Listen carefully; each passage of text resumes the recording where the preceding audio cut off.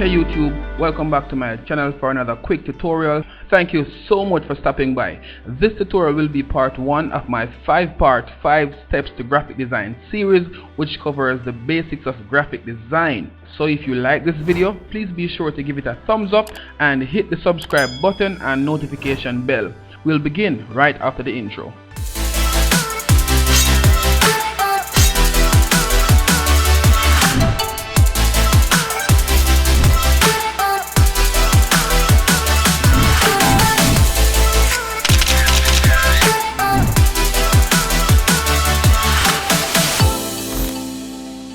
Okay guys, welcome back to the video. Here we are inside of Photoshop. I have some photos here that I downloaded from the internet.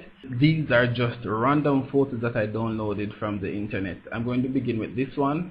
To remove the background, I'm going to be using the quick selection tool. The quick selection tool is on the left at the top of the tools panel right here. The shortcut for the quick selection tool is the letter W.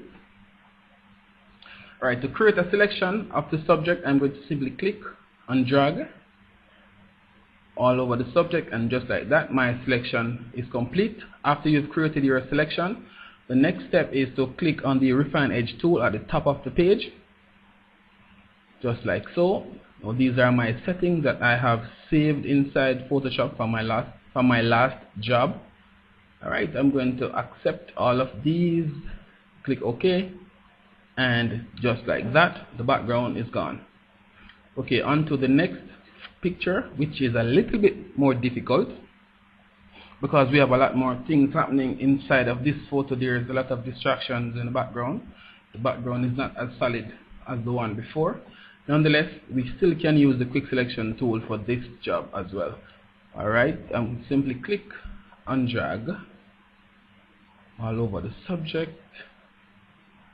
I'm going to be making the brush a little bit smaller so that I can get the close areas around the ear.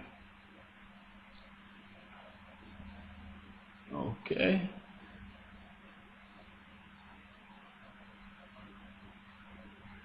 Okay guys, so remember now, depending on the job that you're cutting your photo for, the quick selection tool might not necessarily be the best tool to use. If you want, I can do a couple more videos covering other tools that you can use inside of Photoshop to remove the background, but I know that you guys can find a lot of that on YouTube as well. Alright, so I have now created my selection. I'm going to hit refine edge. As you can see, the edges are very rough, so I'm going to be smoothing out the edges, feathering them out just to really create a nice soft edge around the subject. I'm good with that. Click OK, and just like that, background has been removed. On to the next photo, which is, I'm going to be doing this one. Just turn off this layer. Okay guys, so this is when it gets a little bit tricky, when your subject has a lot of hair and there is background colors in between the strands of hair. The quick selection tool is actually the best tool for this kind of job. Create a selection of my subject. Again, I'm going to make my brush a little bit smaller so that I can get these areas. Alright, so we have some green coming out right here. That's good for now. Then I'm going to hit quick selection, the quick selection tool. This is when it gets interesting guys. I want to show you something real quick. You can click on the drop down menu right here to basically change the type of background that your selection is being created on. So you can select the original background, or you can select, for example, a white background, black background, depending on what you want to do, depending on what you're doing, so that you can see clearly what you need to do. I'm going to be working with the white background.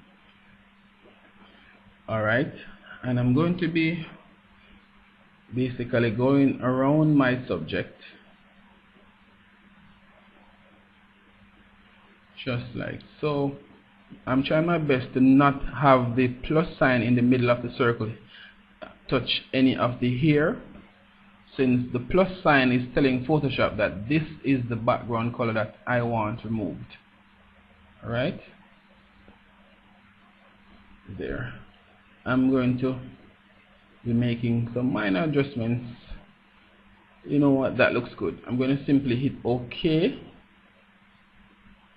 and just like that, the background of this photo has also been removed. Alright, I want to show you this, guys. Sometimes, depending on what your settings are, you might actually remove a little bit too much of your subject, but I don't think that will be a problem for what I'm doing right now. Let me just turn on this is a background that I got from the internet, and as you can see, it works fine with our cutout. Okay, guys, that's it for this video. I really hope you like this video. If you do like this video, please give it a thumbs up. Please subscribe to my channel and turn on the post notification. I'm going to be creating a lot more videos just like this, so please come back for more. Until next time, take care.